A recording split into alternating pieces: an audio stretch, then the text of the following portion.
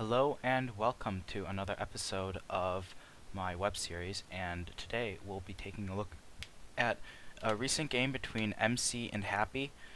I know I said in the previous one that I was gonna kind of do another one when I got back about Biomech, the Byung games, but upon further inspection, I don't really think I should consider that Biomech play. I think Byung just opened up more Hellbat heavy, and then he transitioned into bio from that. So it's kind of it's for a separate episode basically.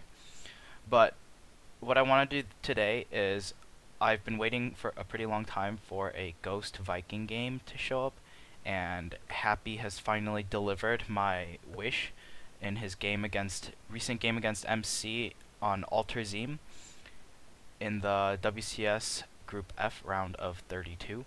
So we're going to be taking a look at that.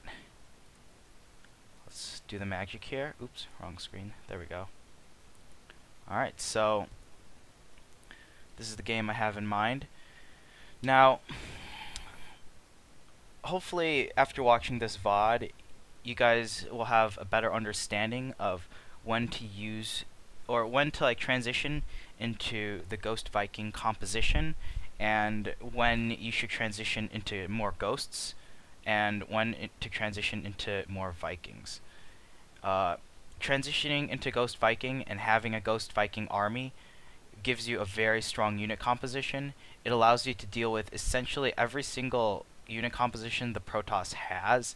I mean, when you create a 200 food Ghost Viking army with a little bit of bio, that means that as a Terran player, you have the strongest Deathball army, almost the strongest Deathball army in the game.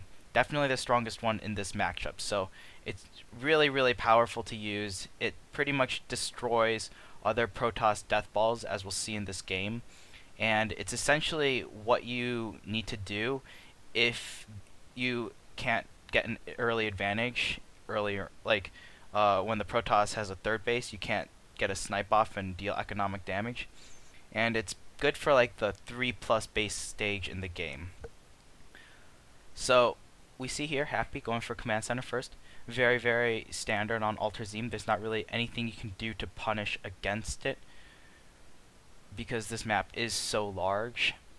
And Happy, he's a very, very predictable player, I would say. He does the same builds, or basically the same builds in every matchup. Definitely in TvP, I've consistently seen him go either gasless expand or CC first. He never Reaper expands in TvP, and he always goes into Ghost Viking. Now, and when I mean always goes into Ghost Viking, I mean he doesn't do like a Polt-esque style and relying on doom drops and mass amounts of bio to overwhelm the opponent. He always takes a fourth base. He does minimal harassment. He tries to deal damage where possible, but ultimately he always transitions into a Ghost Viking composition on 4 bases. And so that's kind of the basics of Ghost Viking. The main goals are to establish your 4th base at around 16 minutes into the game. It should start at, I would say, 14 minutes. You don't really need to max out as fast as you need to take a 4th base. I would say taking the 4th base is a priority here and getting that landed and mining as soon as possible, because ghosts do take 100 mineral or 100 gas, and Vikings are, I believe, 75 gas a pop. So getting that 4th base and 4th gas is very, very important. And also at that stage, I would also recommend adding on a couple additional orbitals. I would say 1 or 2.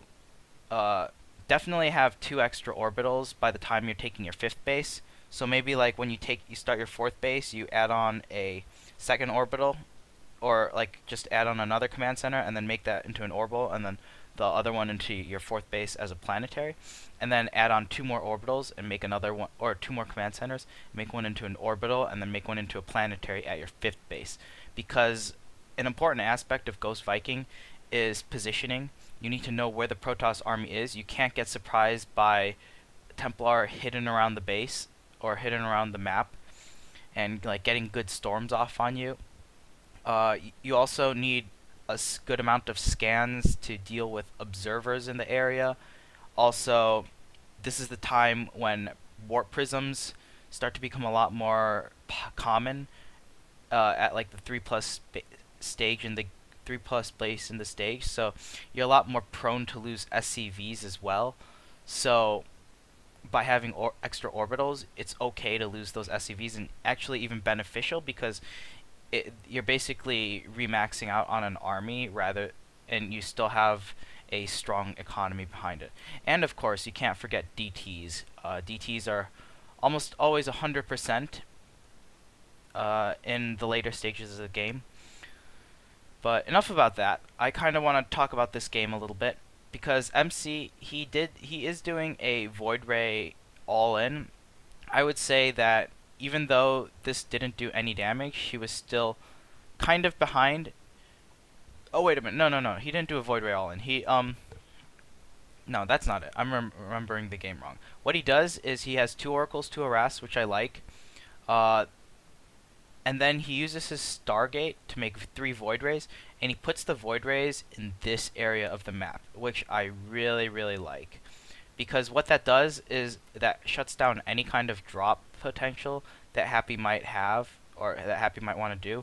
And these are close, kind of like close air positions. So just having the Void Rays here is kind of like, it's the quickest pathway for dropships to get into the main base and to do some damage. And having Void Rays, their charge attack thingy does bonus to armor, and medevacs are armored, so they do extra damage to incoming drops. They can kill medevacs surprisingly quickly as well if they don't have pre-ignite afterburner. So we see here, Happy, he's taking his 3rd base relatively quickly. It's already halfway done before the 10-minute mark. So it would have started at about 9 minutes into the game for those of you who want some specific timings. And we have to remember here that this is all based...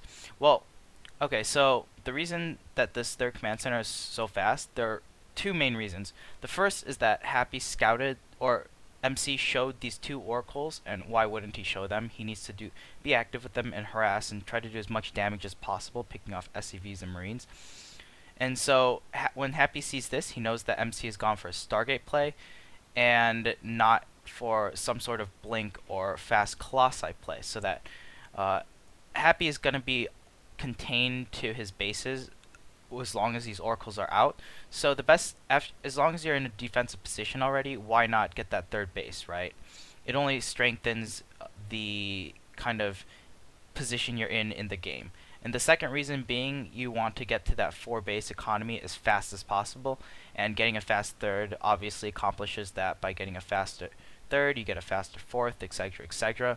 And Happy really, in this game, his goal is to get to that ultimate Ghost Viking composition as fast as possible, and then to deny MC's 4th base and be really aggressive around the map. So Happy scans over here. So the reason he scans this is because MC, with his oracles being active around the map, has scouted the 3rd command center, and so one of the responses would be to take a fast 3rd of your own. Another response would be to do what MC is doing now and power up really heavily. He has 8 gateways, and he's getting a lot of tech at once. He's getting double upgrades, and he's getting blink. So Happy scans a 2nd time because he only saw 4 sentries. I think that scan was a bit unnecessary. He also has the factory over here. He could have floated the factory over and saw no 3rd base and then did 1 scan, or he could have just scanned and saw no 3rd base and moved out. Or I think there are just a lot of different options that he had to use instead of the scan.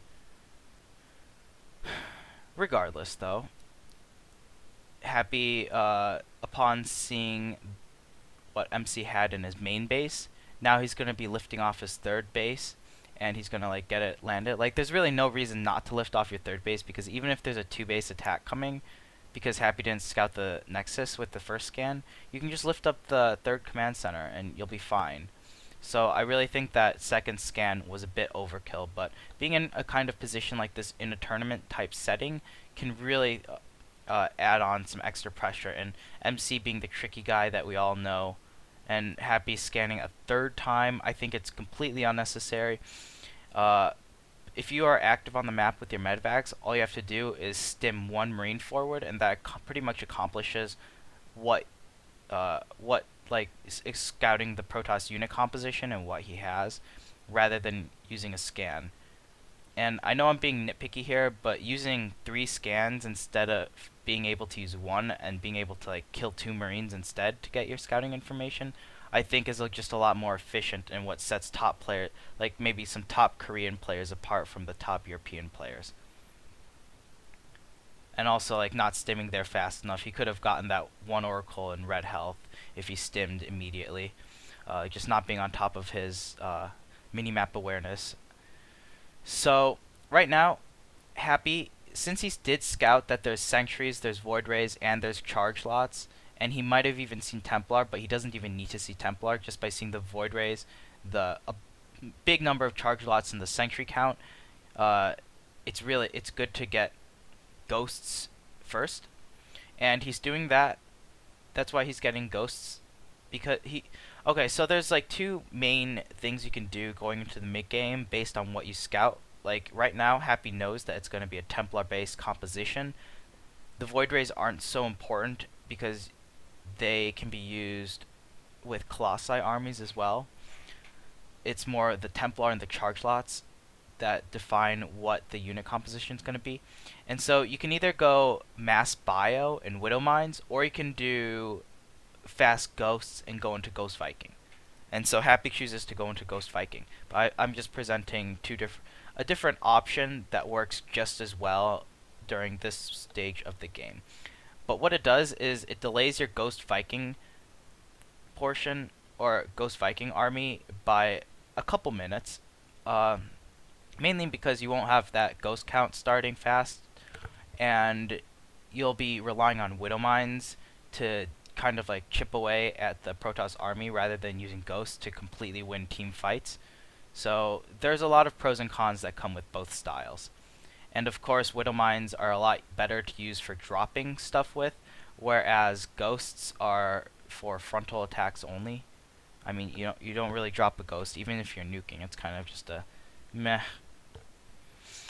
Right now we see MC moving out across the map. He has a pretty formidable army. It looks like he has about 6 storms saved up. Happy has about 3 ghosts. So right now both players have pretty scary armies, but Happy, since he has the ghosts and he has a bio army, I would put the advantage with him. Nice, I paused in. There's a snipe right there. Or no, I think that's an EMP. And so the reason I put him at an advantage is because ghosts, their EMPs do a lot of damage. And not only can you do EMPs to like do, well, if it hits 5 Zealots, that's essentially 300 damage done by a single EMP. But they can also limit the High Templar and limit their sniping abilities, or limit their storm too. That was a bit sloppy by Happy walking through that. And now he has to kind of retreat because of the 2 time warps. That was good on MC's part. But for the most part, Happy killed 3 High Templar with a lot of energy for basically free. And Happy, his 4th base is starting. I believe it starts at about 15 minutes, 15:10. And about the time that he's starting his 4th base is when he's starting to add Vikings. This reactor is for a 2nd starport that we saw coming up on the production tab a couple minutes early before Happy moved out. And he's also starting Vikings. And the main reason being is that since he's gotten a few good trades off. Like he got the High Templar off, and he hasn't taken damage from the Oracle, so I would call that a good trade. Not a lot of damage, I would say. But he hasn't done any economic damage to slow down the progression of the Protoss tech, and the next thing for the Protoss to get are Colossi. And we see MC, he's adding a 2nd robotics facility as well, and a 4th base, so he's definitely going to be pumping out those Colossi 2 at a time very, very fast. So if you stay on Ghost Bio for another minute and you don't start making Vikings now, then the Colossi count is going to be too big to handle. So what Happy is doing is he's starting to add in some Vikings to build an ultimate unit composition.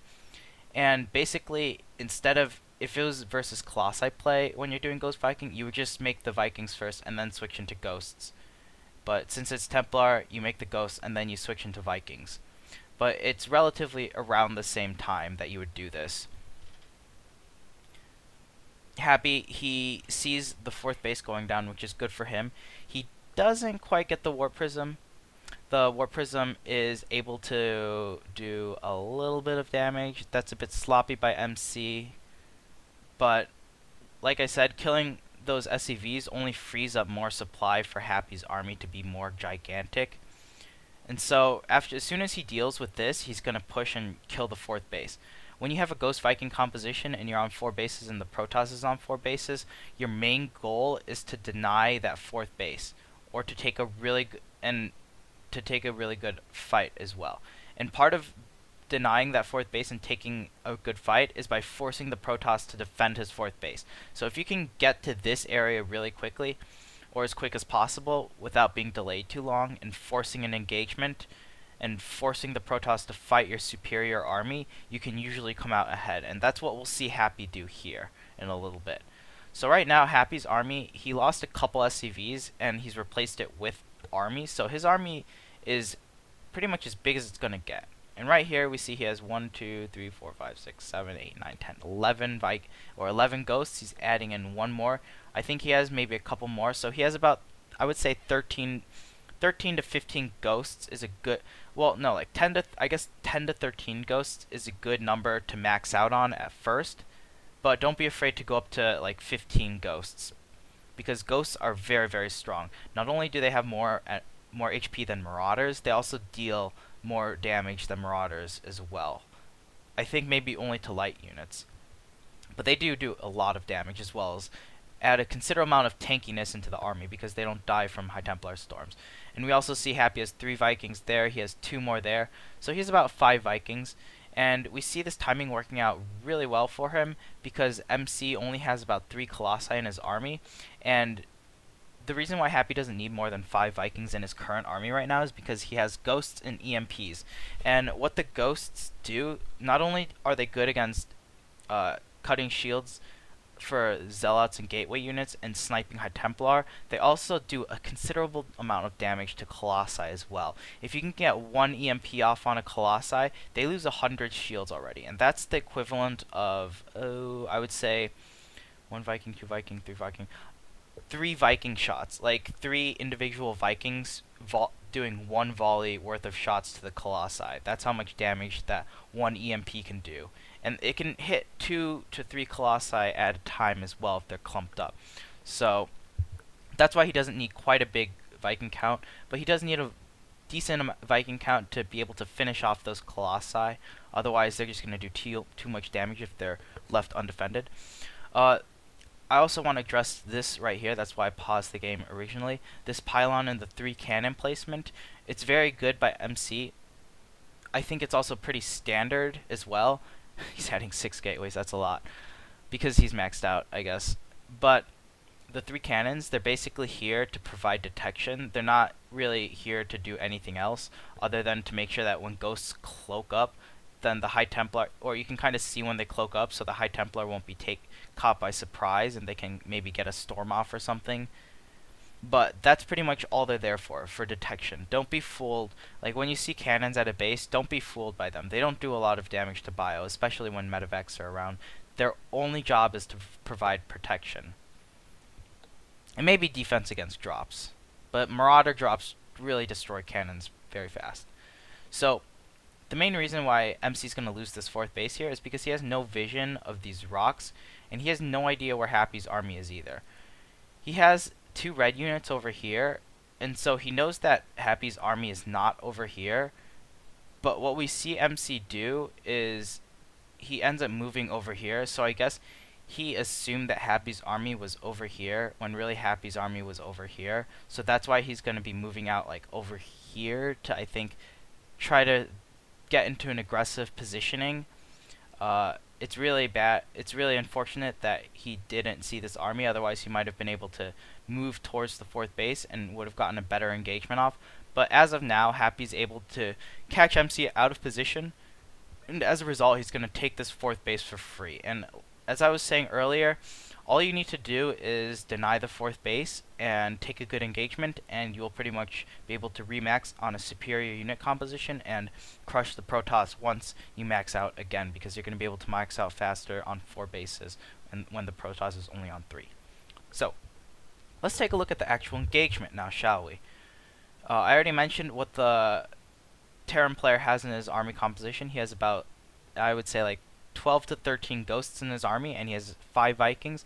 He has, I believe, 4 to 6 medevacs, and then the rest of his units are Marauders and Marines. So it's a pretty strong max out of an army. What does the Protoss player have? He has 3 Colossi, 4 Sentries, 3 Void Rays, a handful of Charge Lots, some Blink Stalkers, and some High Templar. So let's see how this battle goes. If we focus here, let's see. Well, for some reason I don't see an observer with MC's army. It might be like that little shield there. That might be a zealot. I don't know. But either way, it's not good that MC didn't have an observer here. But even if he did, if these ghosts can get EMPs off, and right now these ghosts are lined up perfectly to get blanketing EMPs off on this area. So when this army is like attacking and you have your ghosts over here, the main parts of the army you want to attack are the Sentries with their energy, the High Templars. You want to snipe or EMP them, and then you also want to EMP the Colossi as well. Get at least one off to get their shields off, and it really makes them a lot weaker and easier to snipe off. And then if you can spare it and you have the energy, get 1 or 2 EMPs off on the Zealots if they're clumped up. So like getting an EMP on a group of Zealots like that always helps as well. So let's see what happens. He hits the Colossi twice, he gets the Sentries, he gets the Zealots, and then the High Templar also die, and basically that's pretty much what happens to MC's army. It gets blanket EMP'd, then the High Templar gets sniped, and Happy is left with an overwhelming army. So I'm just going to rewind that a little bit and then not pause the battle so you guys can see what's happening in real time. And then I'll discuss what his position is after that happens. So I would definitely call that a successful battle because he was able to get his EMPs off on the right parts of the army. Pay attention where he EMPs, and also like how little damage the storms are able to do as well. If he was a bit better, he would have been able to kill the High Templar with snipes before they got their storms off. But they still get their storms off. They get good storms off, but Happy's army is still able to clean up this army of MCs relatively easy. And now we see Happy has a 40 supply army, 32 supply army lead, and he has a bigger bank as well. And he also has 4 bases, whereas MC only has 3 as well. So at this point, after you've won a big engagement, you should usually be up in supply, and usually you can't just end the game right now. How you end the game, your kill move, is to back off, max out, get a bigger army up, or yeah, like max out and get your big death ball army, and also like wait for your units to heal up because Happy's units are very weak. If Happy charged in right now, these 2 Colossi would be out in time to clean up the rest of the army, and MC would also be able to warp in a lot of units. He also has a Templar with Storm there and a bunch of charge lots ready to flank these units. And if Happy loses all of these ghosts, then he's going to lose a significant portion of his army. So he really needs to back up here. And ooh, that's a very bad storm. So now he ends up backing up. He still has a lot of ghosts, so MC can't engage. But if MC gets Colossi out, then the ghosts become a lot weaker because Colossi outrange the ghosts. So that's why Happy is retreating here. He knows he's ahead, and all he has to do is max out. So the next step after winning the battle and denying the 4th base is to essentially max out, because you're going to be able to max out faster than the Protoss on only 3 bases. MC's rebuilding his 4th now, whereas Happy has his 4th fully mining. And that gives Happy plenty of time, at least a couple production rounds, to be able to max out faster. And as we see, the supplies really reflect the difference in economy. Happy's basically maxed out again, whereas MC's only at 150 supply. So Happy has a considerable army advantage, and all he's making are Vikings, Bio. The reason why, the main purpose of this army is to get kind of like a ultimate army. That doesn't mean you always make these units, it doesn't mean make a bunch of Ghosts and Vikings and then get EMPs off and then A move. It means having a balanced army composition to deal with the Protoss. And so the reason why Happy's adding on maybe like 1 or 2 Ghosts at a time, he's not making a full round even though he can afford it. He already has a lot of Ghosts out on the field. He has 12 Ghosts right now, so he doesn't really need any more than that. The weakness that comes from his army that MC would be able to win is by having a lot of Colossi count, or having a lot of ground gateway units and overwhelming the underwhelming Bio force if Happy was to overmake the Ghosts.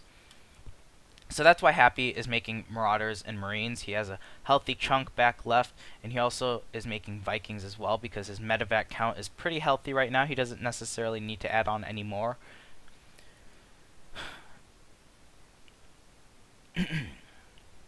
And also, another reason why you want to max out mostly on Bio again, after instead of more slower units like Vikings and Ghosts, is because Bio units allow you to max out faster as well. And the faster you can max out, the faster you can attack again. And as we see here, Happy is once again maxed out, and he's all ready to deny this 4th base of MC's again and force an engagement. And MC needs to keep this 4th base alive. So as soon as Happy starts pressuring it, MC's going to be forced to take an engagement against this Protoss, or this Terran Death Ball. And as we see here, Happy, he's splitting his army apart. It's good to have your army pre-spread. I can't really think of a reason why you should have your army not pre-spread. Maybe there's just really no reason. So it's good that he has his army pre-spread. He takes the 4th base out and then he backs up. He's a very patient player, and so he knows as long as he's able to deny MC's 4th base, he's going to win the war of attrition because he has a much superior economy. And his 5th base is also done as well, I believe, and it's going to be floating off. And Happy is also transitioning into nukes. So soon he's going to be 2 bases ahead of MC as well. So there's no real reason to press an engagement. Really all he needs to do is look for a the next thing is to look for a good positioning of your army and to take off a really good engagement. Both players are once again maxed. MC has a pretty good Protoss Death Ball, but Happy is maxed out on Ghost Viking. And as we see in the upcoming battle, it's just gonna kind of show how strong this Ghost Viking force is. MC, he has a lot of gateway units. He only has, I think, 3 Colossi, and I don't see any High Templar either. So basically what Happy's going to do is he's going to EMP the Colossi, he's going to EMP the gateway units a bit, he's going to EMP the Archons, maybe once or twice if they're clumped up. And then he's just going to stim his Bio and A-move, and he's going to completely crush MC's army, as long as he doesn't get eaten by those storms. The cloak coming out, good for Happy. 1 snipe on the High Templar with full energy, another snipe. High Templar gets 1 storm off. It doesn't do the biggest amount of damage, doesn't kill any units because Ghosts are very tanky. Gets an EMP off on those 3 High Templar. The Colossi are EMP'd as well, and as we see here, MC's army just shreds to the ground because of how powerful Ghosts, how much power Ghosts bring to the composition. So that pretty much ends the game there. And I hope that gave you guys a better idea of how to go into Ghost Viking, what your main goals should be, and what you should be trying to do in your games. And hopefully if you do lose any games, you can refer back to this video.